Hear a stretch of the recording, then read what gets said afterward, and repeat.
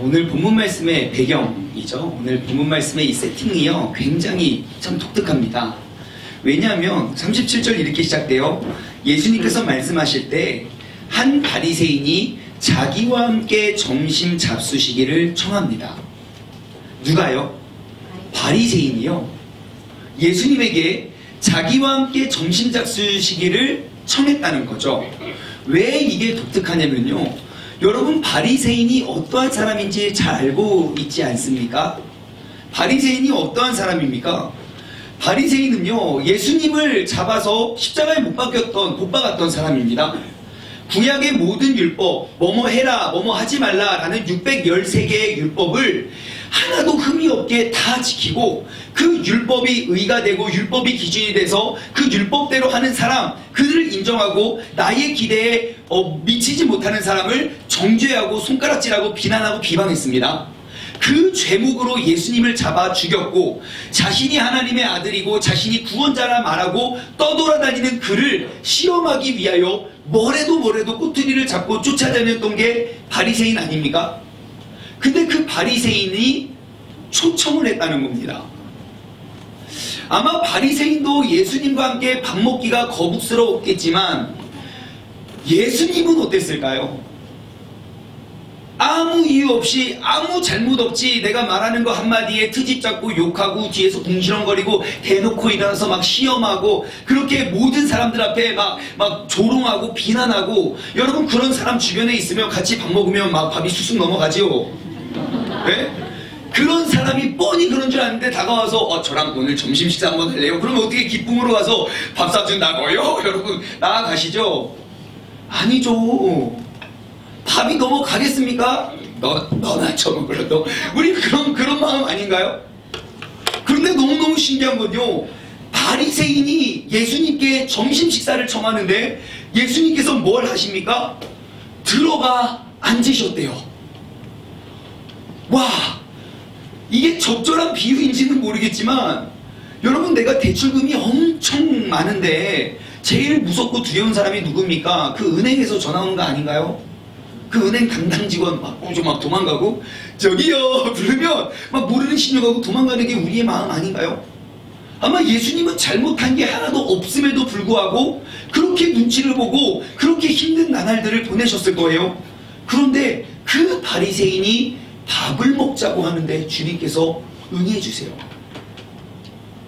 여러분, 우리의 예수님은 그런 분이십니다. 바리새인들의 청함에도 응해주시는 분이요. 이것은 무엇을 이야기할까요? 나 같은 죄인의 청함에도 응해주시지 않겠습니까? 여러분, 오늘 주님께 무엇을 청하시겠습니까? 주님, 제가 옳게 바르게 산다고 내가 지난 주일날 또다시 다짐하고 결단했지만 한 주 동안 지난주랑 똑같이 죄인의 모습으로 살아왔습니다. 주님, 이 죄인의 마음에 주님을 초청하오니 주님, 이 시간 이 자리만큼은 내 삶 가운데 들어오셔서 나와 함께 해주세요. 여러분, 그러한 마음으로 이 자리에 나오셨죠? 아멘이시죠? 여러분, 주님께 청하고 우리가 나아갈 수 있는 여러분 모두가 되시길 바랍니다. 주님께서는 바리새인의 청함에도 응답해 주십니다. 그렇다면 우리의 청함에도 주님께서는 응답하여 주시는 줄 믿습니다. 그렇다면 우리가 어떻게 청할 수 있겠습니까? 여러분, 어떻게 청하실래요? 네? 기도해야죠, 기도. 그래서 데살로니가 후서 5장부터 보면 이야기 나오잖아요. 예, 너희는 쉬지 말고 기도하라고요. 쉬지 말고 기도하라는 게 무엇입니까? 어떠한 약속입니까? 너가 나를 쉬지 않고 나를 구하고 나를 청하면 내가 너와 함께 거해줄게. 설령 그게 죄인의 청함이라도, 설령 그게 바리새인의 청함이라도 우리가 주님을 청하는 그 순간 주님께서 나와 함께하고 계신다는 우리의 약속이고 선포 아닙니까? 여러분, 오늘 이 시간 가만히 앉아 계시지 마시고요, 주님을, 나를 향한 나의 청함과 정말 주님, 이 시간 내 마음속에 함께 해주셔서 나의 상처받고 아프고 어렵고 힘든 이 심령을 주님께서 깨끗이 고쳐주세요 라고 주님을 청함으로 이 은혜의 자리가 회복되어지길 소망합니다. 제가 말씀을 묵상하는데요, 이것이 이런 질문이 딱 떠오르더라고요. 여러분, 여기에 등장하는 이 바리새인은 주님과 왜 이 바리새인은 주님과 함께하기를 청했을까요? 왜 이 바리새인은 주님과 함께하기를 청했을까요? 왜? 트집을 좀 많이 잡으려고요. 내가 같이만 먹어보니까 이 사람 10개 잘못한 줄 알았는데 30개였어. 밥 먹는데 손을 안 씻더라고. 이런 거요? 아니요. 제가 보니까요, 이 바리새인들은요, 다른 바리새인들과 뭔가 달랐어요. 왜냐? 모든 바리새인들은 예수님을 비방하고 조롱하고 그는 진짜가 아니라 하나님의 아들일 수 없다. 우리의 구원자의 모습은 저런 나사렛, 저런 시골 동네에서 나올 수가 없다. 저런 목수가 될 수 없다. 라고 비방하고 조롱하고 그 구약의 예언과 맞지 않는 것을 비판하기에 급급했는데요. 본문의 바리새인은 좀 달랐어요. 이 사람에게 있어서 예수님은 진짜 하나님의 아들처럼 보여졌던 거예요. 그래서 그의 마음속에는 이러한 기대가 있었습니다. 내가 저 사람 예전부터 쭉 지켜봤는데 저 사람과 함께하는 사람들은 뭔가 다 새로워지던데, 내가 믿고 싶진 않지만, 인정하고 싶진 않지만 병도 낫고, 저거 11장 보십시오. 말 못하는 사람도 귀신을 내쫓으니까 말도 하고, 귀신 들린 사람도 떠나가고, 심지어 죽은 사람도 저분과 함께라면 살아나던데, 그렇다면 나에게도 뭔가 일어나지 않을까? 내가 저분을 초청해서 나도 저분과 함께라면 뭔가 내 마음에, 내 삶에 뭔가 큰 변화가 일어나지 않을까? 라는 기대함으로 아마 청했을 겁니다. 그래서 그 기대함을 가지고 예수님이 오셨고, 그리고 맛있는 진수성찬을 차리고 38절 잡수시기 전에 예수님이 뭘 안 하십니까? 손을 씻지 아니하심을 그 바리새인이 보고 이상히 여기는지라. 와, 제가 이거 읽다가 밑줄 빡 쳐놓고 별표 쳐놨습니다. 엄청 은혜되는 거 아닙니까? 여러분, 지금 코로나 바이러스 전염 예방의 1호가 뭡니까? 손 닦는 거 아니에요? 야, 어떻게 2000년 전에 이 예수님을 믿는 사람들은 밥 먹을 때마다 손을 이게 진짜 신비한 책임져요. 말씀대로 살아가면 복을 아니 받을 수 없습니다. 세상에 우리 미나를 이제 좀 2살 같은 4살인데요. 이제 만으로는 2살인데 12월생이어가지고 어린이집에 보내놨더니 세상에 어린이집 학교 갔다 오더니 기침을 콜로 와, 이렇게 기침하더라고요. 세상에. 야, 너 뭐했니? 기침했어. 와, 이게 교육입니다, 여러분. 밥 먹기 전에 항상 손을 씻고 밥을 먹는 습관을 들이면 우리는 예방할 수 있습니다. 자, 아무튼 잡수시기 전에 손을 씻지 아니함을 보고 그 바리새인이 이상하게 여겼어요. 이 바리새인이 무엇을 기대했을까요? 왜 그 손 씻지 않는 게 이상하게 보였을까요? 완벽한 건 뭐죠? 그렇죠. 뭐 손을 씻으면 그게 눈에 거슬리지도 않았을 건데, 분명히 이 사람의 그 손 안 씻는 걸 보고 이상해 여겼다는 건 분명히 이 사람이 하나님의 아들이고 이 사람이 우리의 구원자라 말한다면 분명히 이 사람은 율법에 흠도 없고 적어도 우리가 지켜왔던 그런 율법의 기준보다는 뭔가 훨씬 뛰어나고 센 모습이 있지 않을까라고 기대하지 않았을까 싶어요. 아마 그냥 추측해 미루어 짐작해 보았을 땐 내가 지금 옳게 하고 있나? 이 사람과 나를 비교해봐서 아마 그런 거를 비교해볼 뭔가 그러한 바람도 있었을 거예요. 아마 어쩌면 은연중에 내가 이 정도로 율법을 지켜왔는 바리새인인데 이 사람이 하나님의 아들이고 우리의 구원자라면 적어도 내가 이게 넘어설 수 없는 극한의 레벨 정도의 그러한 신앙에 무엇인가 있지 않을까? 아마 그게 궁금했을 거예요. 이를테면 이런 거죠. 이제 물을 씻으려고 이제 그 물그릇을 이렇게 갖다 놓지 않습니까? 음식을 누고. 근데 예수님은 물에 손을 넣지 아니하시고 손에 물을 들여서서 하고 물이 뿅 떨어지는 거. 뭐 이런 거. 우와, 진짜 하나님의 아들이로소이다. 뭐 이런 거 아닙니까? 소문에 듣자니 뭐 물 위도 거르고 폭풍도 잠잠하게 한다는데 아마 이 사람이 진짜 하나님의 아들이었으면 손을 씻고 손을 꺼냈는데 갑자기 물기가 막 하늘로 징발해서 막 자동 건조되는 거 이런 거 원했던 거 아니겠습니까? 그런데요, 하나님의 아들이라는 사람이 손을 안 씻는 겁니다. 그게 이상한 거예요. 그의 마음속의 기대와 바람은 깨지고 말았어요. 그러다 보니까요, 어떠한 것도 얻어낼 수가 없었어요. 내가 예수님과 함께함을, 그의 가르침과 그의 마음과 내 삶에 겪는 것들이 아프고 고쳐지는 것들을 잃어버렸어요. 여러분, 혹시 우리가 교회에서 신앙생활 하다 보면 이러한 기대가 내 마음속 은연중에 자리 잡고 있지 않나요? 누가 뭐라고 하지 않았는데 내 머릿속에 이미 어떠한 기준을 정해놓고, 교회를 다니는 사람이 왜 이래? 권사, 장로라는 사람이 어쩜 그럴 수가 있어? 어쩜 교역자들이 어떻게 저런 말을, 어떻게 저런 표정으로 날 쳐다볼 수 있어? 여러분, 우리도 괜히 손 씻지 않는 것 때문에 우리가 상처받는 거 아닙니까? 우리가 뭔가 기대하고 그 기대에 미치지 못하면 돌아서고 그 다음에 받을 은혜도 놓쳐버리는 게 우리가 아닌가요? 그런데요, 내가 이상히 여기는 그 순간부터 다른 어떠한 선한 말도, 다른 어떠한 가르침도 보여지지 않고 들려지지가 않습니다. 이 사람 왜 밥 먹는데 손을 안 씻어? 그 순간부터 이 머릿속에는 예수님과 함께함의 은혜는 다 잃어버린 겁니다.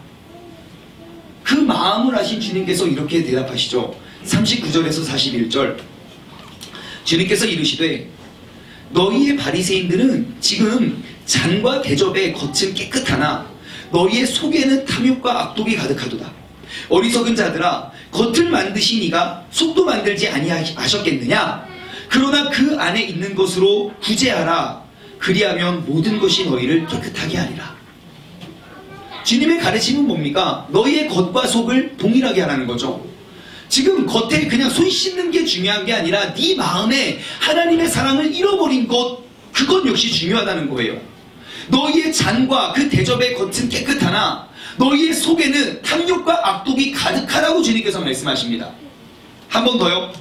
바리새인은요, 잔과 대접의 겉은 깨끗하나 속에는 탐욕과 악독이 가득하다고 말씀하십니다. 여러분, 겉과 속이 같지 못하면 우리는 그 주님의 질책과 책망을 피할 수 없습니다. 저희의 부부는 가끔 말다툼을 합니다. 자주는 아니지만 가끔 합니다. 그 목사님의 가정에는 주님의 은혜와 사랑과 평강이 늘 가득하기를 바라지는 않으시겠죠? 예, 진짜 있어요. 정말 주님의 목사님의 가정에는 화내지 말고 혈기를 조심하라겠어. 빨리 무릎 꿇고 기도해. 물론 하지요. 하지만 여러분, 그러한 은혜도 있지만 마귀의 시험과 진노와 무례와 같은 천둥과 같은 재앙도 함께 임합니다. 정말 성경이 살아있는 현장이 우리 목회자 가정에 늘 임하는데요. 얼마 전에 이게 심한 말다툼을 했어요. 말다툼이 딱 시작되면요, 뭐가 옳네 그러네, 잘했네 잘못했네 막 하면서 막 길게 이야기를 해요. 긴 시간 막 피곤하고 나 내일 새벽 예배 설교해야 되는 설교 준비도 아직 안 됐는데 막 아마 마음의 부담감은 있지, 뭐 대화가 끝이 없어요. 계속 이야기를 하고 난 다음에 결론은 이러합니다. 와, 우리는 정말 대화가 통하지 않아. 뭔가 간증 같지 않습니까? 우리는 정말 대화가 통하지 않아. 빨리 전문가의 도움을 빨리 받자. 뭔가 우리의 간증 같죠? 예. 그래서 이제 와이프는 방에 들어가고요. 저는 거실에 남아서 홀로 괴로워합니다. 왜냐면 내일 또 설교 준비를 해야 되는데 이 마음으로는 어떻게 설교 준비할 수가 없는 거예요. 그러면서 이제 막 말씀을 붙잡고 막 졸아요. 그럼 막 손 저려서 또 깨고, 주여, 주님, 왜 나에게 이러한 시련을 주셨습니까? 내가 잘못한 것 하나도 없는데, 난 정말 땀 흘리고 피 흘려서 이토록 주님의 일을 열심히 하고 있는 나에게 어쩜 이런 고난의 시간을 주실 수 있는 겁니까, 주님? 그러면서 저는 막 기도했어요. 주님, 나는 이 사람으로부터 이렇게 지적을 받을 만한, 이렇게 비판과 손가락질을 당할 만한 잘못이 하나도 없으며, 특히 나의 행위에는 조금도 흠이 없고 온전하여 저 죄인 세리 같지 아니하며. 이거 뭔가 좀 기분 이상하지 않습니까? 율법에 흠이 없어서 나의 의로움이 충만해서 나의 의로움에 내가 눈이 멀어서 다른 사람들의 티만 밝혀내고 그것을 찾아나고 옳고 그름만 따지려는 바리새인이 나더라고요. 여러분, 제가 여기서 지금껏 설교하면서 여러분 바리새인 닮으라고 설교한 적 한 번이라도 있습니까? 바리새인 되지 말라고, 서기관이 되지 말라고, 우리 죄인 세리라고, 저 맨날 그거 설교했는데요. 제가 그 완벽한 바리새인이더라고요. 나 잘못 없다고, 내가 뭘 잘못했냐고, 내 눈에 들보는 못 보고 그 사람의 티만 자꾸 따지고 있더라고요.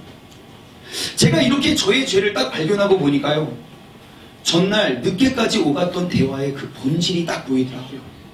아, 어제 밤새 이 사람이 나한테 이런 이야기 저런 얘기한 게 지금 나의 외로움에 대한 표출이구나. 나 외로우니까 좀 날 좀 봐달라고, 나에게 좀 신경 좀 써달라고 이야기하는 그 말을 저는 내가 뭘 잘못했냐고, 이렇게 열심히 사역하고 노력하는데 내가 뭘 더 잘하냐고 계속 동문서답만 하니까 속이 안 터지겠습니까? 네? 가장 나를 잘 이해해주고, 가장 나의 편에 서주고, 가장 나를 잘 알아주고 인정해줘야 할, 나의 편이 되어줘야 할 내 남편이 남은 다 도와주고, 남은 다 즐겁게 해주고, 남은 다 위로해주고, 정작 날 좀 위로해달라니까 내가 뭘 잘못했냐고 잘잘못만 따지고 있으니까 이거 속 뒤집어질 노릇 아닌가요? 나는 집에서 맨날 애만 보고 티도 나지도 않는 그 집안일 계속 반복하고 또 반복하는데, 맨날 자기만 바쁘고 맨날 자기만 열정 있고 이름도 충만이고 내 일로부터 얻는 보람, 자기만 잘났다고, 아 내가 오늘 사역해서 이거 했어, 할렐루야 기뻐해 주시는커녕 지금 내가 죽어가고 있는데 남들에게만 잘하고 내 이야기도 들어주지 않는 그 사람이 얼마나 얄밉겠냐고요. 저도 할 말 많아요.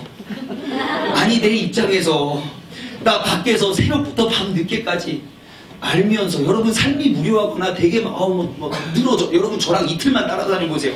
새벽부터 밤 늦게까지 이렇게 많은 에너지를 쏟아붓고 내가 놀았냐고, 시간을 낭비했냐고, 나도 가정과 첫 자식을 위해서 열심히 눈치 보며 일하고 오늘 하루를 버티고 왔는데 나 좀 쉬자고, 나도 좀 집에 가서 위로 좀 얻고, 여보 잘했어, 수고했어, 아 나도 이런 좀 칭찬 좀 받고 싶은데 밖에서 에너지 다 쏟고 집에 와서 더 에너지를 쏟으라고 하면 나는 어떻게 해야 되냐고, 화가 버럭 나는 거 아닙니까? 여러분, 어떻게 이게 저희 집만의 이야기는 아니죠? 퇴근해서 집에 들어온 남편에게 우리 엄마들은 뭐라고 합니까? 여보 얘기 좀 해. 그거 뭐 나쁜 말입니까? 남자들 어떻게 합니까? 버럭 화를 내서 무슨 얘기를 또 하냐고 아침에, 그런 거 아닙니까? 이 사람 이상한 사람이라고, 내가 뭘 못된 걸 요구했냐고, 그냥 편안하게 앉아서 얘기 좀 하자고. 여러분, 그 여자들은 꼭 아셔야 돼요. 여자들이, 여러분, 남자들은요 제일 무서운 게 그거예요. 나랑 얘기 좀 하자고. 밖에서 차라리 직장 상사, 자네 나 좀 보게, 그거보다 더 무서운 게 집에 들어왔는데 여보 얘기 좀 해. 웃으면서 여보 나랑 얘기해 해도 불안한데 여보 나랑 얘기 좀 해. 아 다리가 후들거려요 여러분. 그래서 저희의 대화는요, 언제나 저희 부부의 대화는 나의 의로움과 나의 공의와 나의 선행과 나의 옳음이 얼마나 온전하고 완벽한지에 대한 항변만 늘어놓고 있더라고요. 예, 여러분, 저는요 아직도 나의 의에 똘똘 뭉친 바리새인입니다. 정말 철저한 바리새인입니다. 예수님께서 손을 씻나 씻지 않나, 저는 그거 계산하고요, 그거 지켜보느라고 정말 내 속사람이, 내가 진짜 챙겨줘야 될 사람이 얼마나 아프고 얼마나 힘들고 얼마나 외로운지 내 속에는 안중에도 없는 사람입니다. 내가 가장 먼저 신경 쓰고 가장 먼저 세워주고 가장 버텨내야 하는 그 가정의 중심을 내가 지켜주고 내가 보호해 주어야 할 그 아내의 중심을 파악하지 못한 채 저는 관심도 없고요, 단지 나의 의로움, 내가 뭘 잘못했냐, 나의 인정받는 것에만 관심을 가졌던 바리새인이 저더라고요. 분명히 예수님을 초청해 두고도 예수님으로부터 얻게 될, 깨닫게 될 그 생명의 지혜와 가르침에는 관심도 없고요. 온통 왜 이 사람은 손을 씻지 않느냐에 집착해서 그것이 저에게 너무너무 중요했던 사람입니다. 저의 의와 나의 죄 없음이 너무 컸기 때문에 내 속이 어떻게 썩어가고 내 속사람이 얼마나 힘들어하는지 보지도 못하고 관심에도 없었습니다. 그러한 바리새인인 저에게 주님께서는 이렇게 말씀하시더라고요. 42절부터 44절입니다. 주님께서는 세 개의 화를 이야기해 주십니다. 그래서 오늘 말씀 제목이 겉과 속 3화입니다. 1화, 2화는 어디 있어가 아니라 세 개의 화를 말씀하시더라고요. 42절 화 있을진저 너희 바리새인이여 바리새인 장충만아 너희가 박하와 문향의 모든 채소의 11조는 들이되 공의의 하나님에 대한 사랑은 버리는도다. 그러나 이것도 행하고 저것도 버리지 말지니라. 여러분 제가 바리새인임을 깨닫고 보니까 말씀이 보여지더라고요. 난 정말 모든 사람들이 보이고 박수 받을 만한 것들의 11조만 드리는구나. 내 집에서 내가 어떻게 하든 무슨 말을 하고 어떠한 상처를 주든 뭘 안 돌아봐주고 그런 거는 안중에도 없는 사람이 바로 나구나. 43절에 또 주님께서는 저에게 또 다른 화를 말씀하시더라고요. 너는 화가 있을 것이다. 너희 바리새인이여 너희가 회당의 높은 자리와 시장에서 문안받는 것을 기뻐하는도다. 예, 제가 그랬습니다. 항상 전 회당은 어떠한 곳입니까? 거룩한 사람들이 모여있는 모임 아닌가요? 모든 거룩을 추구하는 사람들이 함께 모이는 곳이 회당 아닌가요? 저는 그 회당에서 항상 인정받고 박수 받으려고만 했던 바리새인이 저더라고요. 저는 항상 시장에서 많은 에너지를 쏟았어요. 많은 사람들이 오가는데 나의 이미지가 깨질까봐, 나의 의로움이 무너질까봐 얼마나 착한 척 많이 하는데요. 나는 그런 것들만 바라보고 기뻐하고 있구나. 내가 인정을 받고 내가 존경을 받고 내가 얼마나 애쓰고 노력하고 있는지 알아달라고. 그러한 바리새인이 나구나. 44절 주님께서 또 다른 화를 말씀하십니다. 너는 화가 있을 것이다. 계속 반복하시죠. 그만큼 그 화는 중하고 괴롭고 어려울 것입니다. 너희여 너희는 평토장한 무덤 같아서. 평토장한 무덤이 뭐냐면요, 보통 무덤은 이렇게 솟아 있잖아요. 땅에 시체를 묻어놓고 그거를 평평하게 만드는 거예요. 그 땅에는 온갖 시체와 죽음의 잔재들이 썩어가고 있는데 그 위는 그냥 멀쩡한 것처럼 감추는 거죠. 마치 회칠한 무덤처럼요. 그 안에는 죽음이고 썩음의 잔재가 가득한데 겉만 번지르라고 겉만 멋지게. 여러분 유대 율법을 아시잖아요. 그 무덤은 부정한 곳이어서 시체가 있는 무덤에 내가 몸이라도 스치기라도 한다면 나는 부정한 자가 되어서 난 정결의식을 해야만 정결해질 수 있는 거. 근데 이 바리새인들은요, 그 안에 시체는 썩어가고 있는데 그거에 그 무덤이라고 말할 그러한 체면이 서지 않으니까 그거를 평탄화시켜버렸어요. 저의 삶을 돌아보니까 진짜 평토장한 무덤이더라고요. 겉은 화려하고 겉은 깨끗하고 겉은 멀쩡한데 정작 내 가정, 내 사람, 내 아내는 저렇게 힘들어서 지쳐가고 있구나. 나는 주님의 화를 면하기가 어렵겠구나. 저의 죄를 발견하니까요, 여러분 말씀 속에 새로운 길이 보이더라고요. 제가 지난 밤새도록 싸웠다니까요. 내가 얼마나 의롭는지. 제가 이걸 깨닫고요, 어떻게 했겠습니까? 깨달음을 적용을 해야죠. 갔습니다. 들어갔어요. 저의 바리새인됨을 고백했습니다. 미안하다. 내가 잘못했다. 여러분, 우리가 겪고 있는 문제들은 참 많죠. 우리가 겪고 있는 문제의 원인은 다 달라도 해결의 방법은 딱 한 길입니다. 오직 예수 그리스도입니다. 내가 뭘 잘했고 잘못했고 내가 받고 싶은 것, 내가 듣고 싶은 말 들어서 관계가 회복된 게 아니에요. 내가 주님의 말씀을 보니까 내 삶에 죄가 보이더라는 거죠. 말씀을 통해서 나의 죄를 발견하고 내가 깨닫게 되는 겁니다. 여러분, 나의 죄가 보여지면요, 그때서부터 비로소 나의 죄가 깨달아지고, 그곳에서 출발하면요, 정말 산처럼 쌓여있던 문제와 아픔과 어려움도 눈 녹듯 녹아내리더라고요. 안 될 것 같은 그 관계도 회복되고요, 불가능할 것 같은 화도 녹아지더라고요.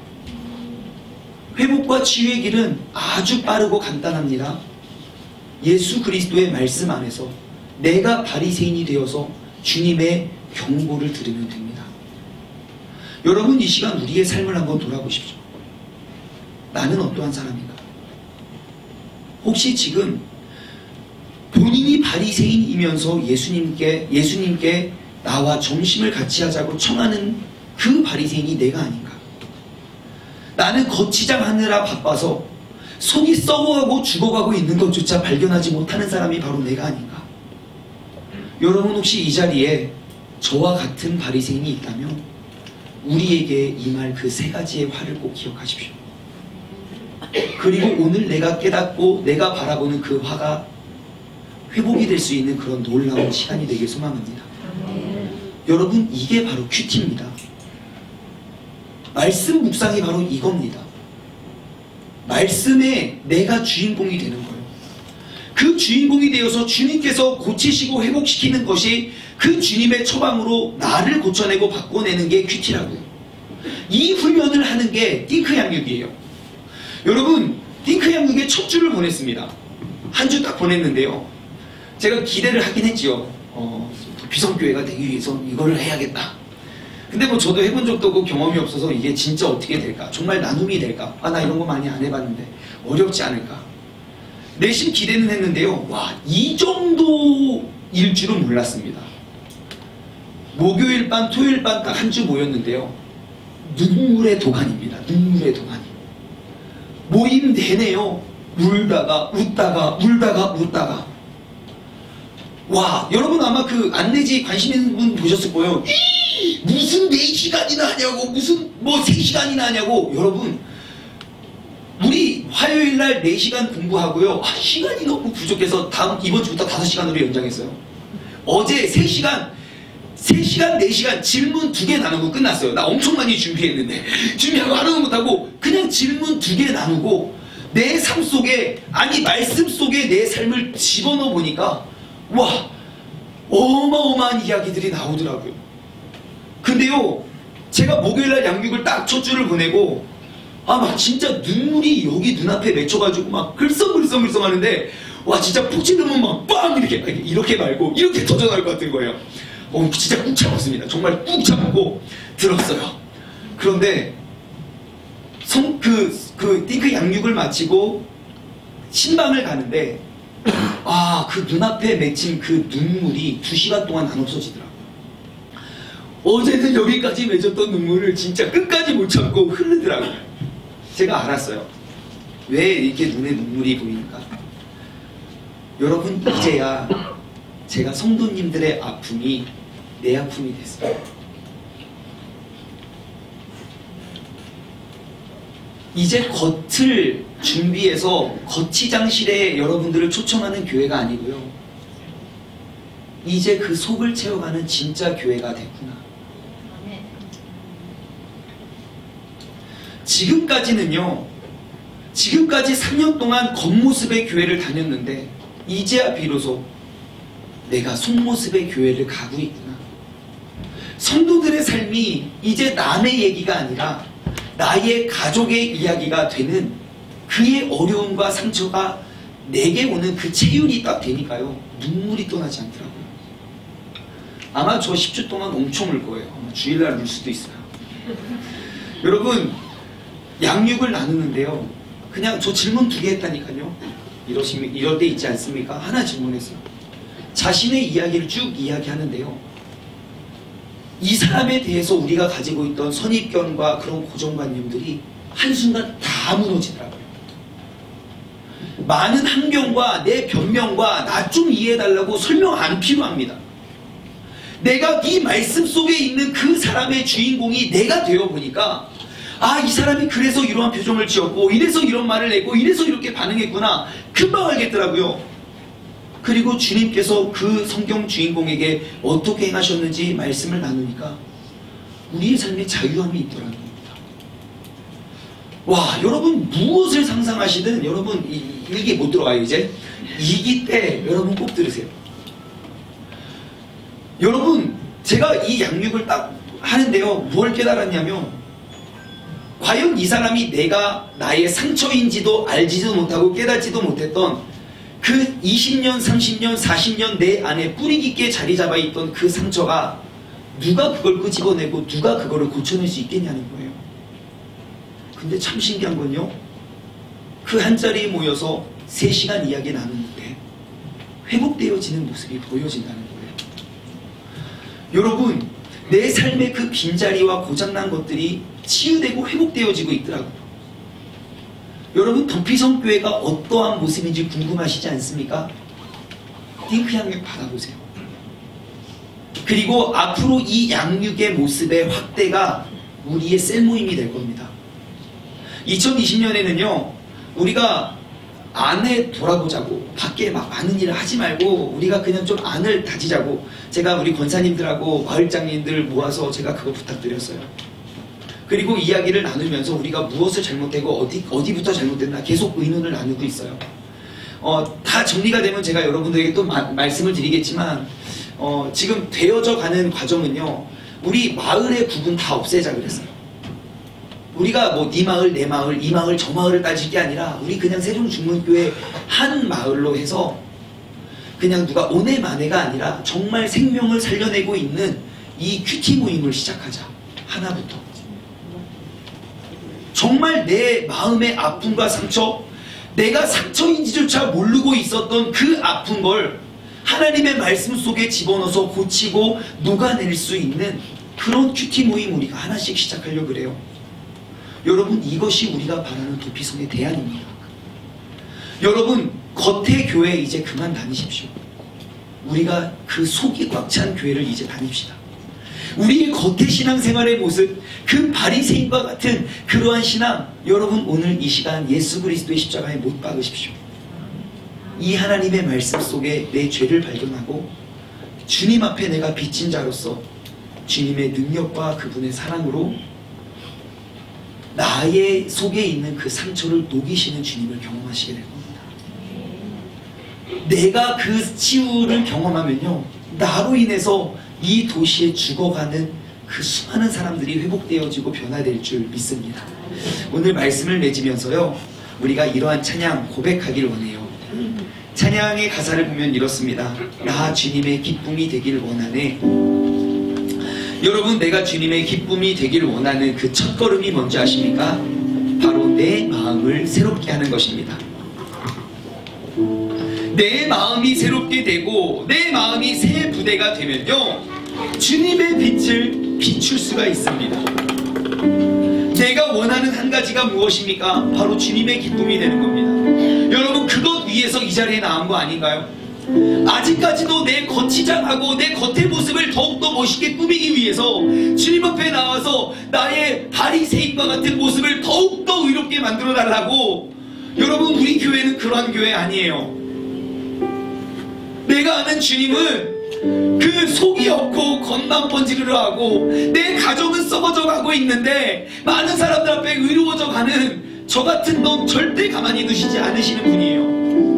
오늘 우리가 십자가에 못 박기를 원합니다. 내가 이제는 주님의 기쁨이 되길 원하니 주님, 내 마음을 새롭게 하소서. 새부되게 되게 하여 주사 주님의 빛을 비추게 하여 달라고 우리가 간절한 마음을 함께 고백하며 나아가기를 원합니다.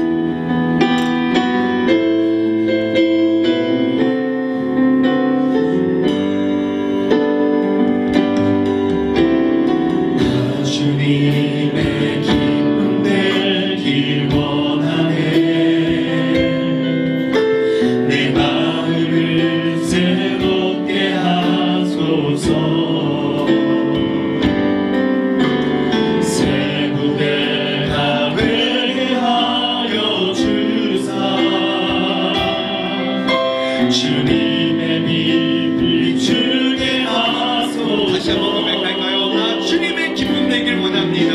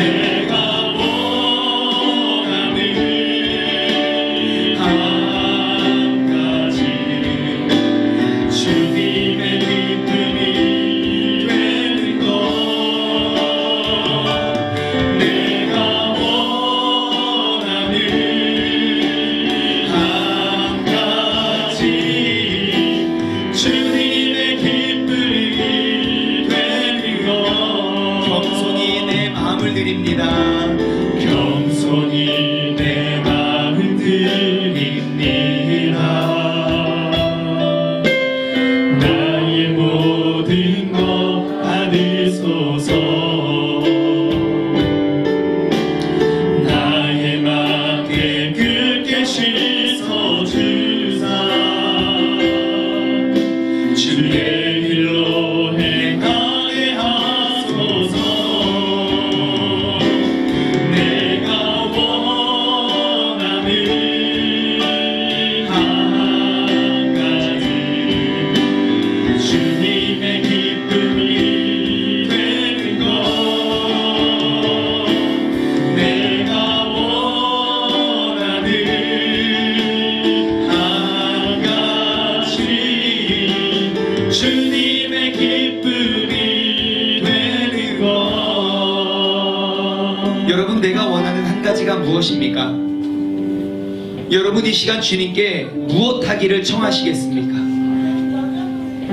오늘 본문의 바리새인은 내가 원하는 그 한 가지를 발견하기 위하여 예수님을 집에 초청해 두고도 그의 의로움이 가득하여서 그의 기준에 그의 고정관념이 꽉 차서 예수님이 손을 씻지 않는 것만 보고도 그가 받아야 할 그 한 가지의 소원을 이루지 못한 채 겉보기에만 화려하고 겉보기에만 평안해 보이고 겉으로만 행복해 보이려는 그런 거짓된 욕심을 내려놓고 깨뜨리시길 바랍니다. 주님께서 이 시간 우리에게 물으십니다. 내가 원하는 한 가지는 무엇이니? 그때 우리가 이렇게 대답하길 소원합니다. 주님, 내가 그 주님의 기쁨이 되길 원합니다. 더 이상은 바리새인과 같은 신앙생활, 바리새인과 같은 교회를 오는 것이 아니라 내가 그 속사람을 새롭게 하는 그 주님의 놀라운 은혜의 주인공이 되게 해달라고 다 같이 두 손을 번쩍 들고 주님의 이름 한 번 부르짖고 합심하여 기도하겠습니다. 주여, 하나님 아버지 감사합니다. 내가 원하는 그 한 가지는 주님의 기쁨이 되길 원하는 것입니다. 내가 원하는 한 가지는 하나님을 내 목숨과 마음과 인간 뜻을 다하여 사랑하고 내가 내 이웃을 나의 동일하게 사랑하는 것이 아버지 하나님, 내가 주님을 기쁘게 해드리는 일입니다. 아버지 하나님, 내가 주님 앞에 찾아나와 기도하는 나의 제목이 나의 겉만 화려하게 하고 나의 겉이 장스레만 멋있게 하고 아버지 하나님, 나의 아버지 남들이 보는 데 인정받고 칭찬되고 박수받는 그것에만 집중하여 내 속이 썩어져가고 내 가정이 무너져감을 바라보지 못하는 이 죄인을 주님께서 용서하여 주옵소서. 아버지 하나님, 내가 바로 그 바리새인입니다. 내가 바로 이 오늘 본문 말씀의 바리새인입니다. 아버지 하나님, 내가 예수 그리스도의 은혜 앞에 아버지 하나님 주님의 경고의 메시지를 받아들이고 내가 화가 기다리는 인생에서 회복의 인생으로 지난날 나를 끌어마 잡았던 모든 상처와 아픔으로부터 회복의 날로 아버지 주님께서 우리를 붙잡아 주시고 내 삶의 죄를 내 삶의 모든 악한 것들을 하나님의 말씀 속에서 발견하고 지어낼 수 있는 국비성 교회가 되게 하여 주시옵소서. 아버지 하나님, 주님께서 역사하여 주시고 인도하여 주시고 주님께서 부서하여 주시고 함께하여 주옵소서. 우리 마음을 다해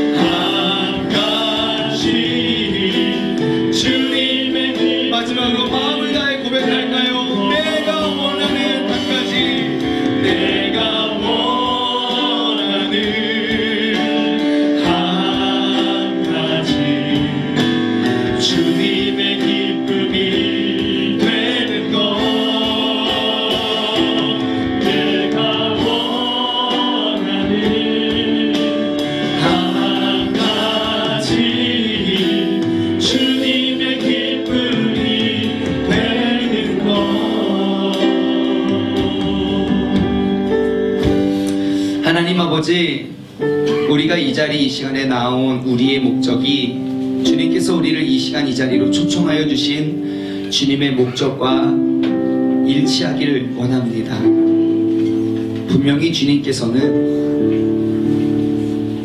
속은 썩어져 가고 있지만 나의 삶의 삶 속에는 그 죄와 사망의 음침한 그러한 모든 모습들이 가득하지만 아무 죄가 없는 것처럼 나의 멋진 거치장스레 멋진 외모로 우리가 주님 앞에 찾아 나와 나도 저들처럼 복달라고 그 교만한 마음을 주님께서 이 시간 꺾어주시고, 아버지, 오늘 본문 말씀의 바리새인이 바로 나임을 발견하고 내가 그 주님의 진노와 분노와 그 심판의 화를 멸하며 나아갈 수 있는 그러한 고백, 나의 마음이 새로워질 수 있는 그러한 시간, 그러한 예배가 되어지게 하여 주시옵소서.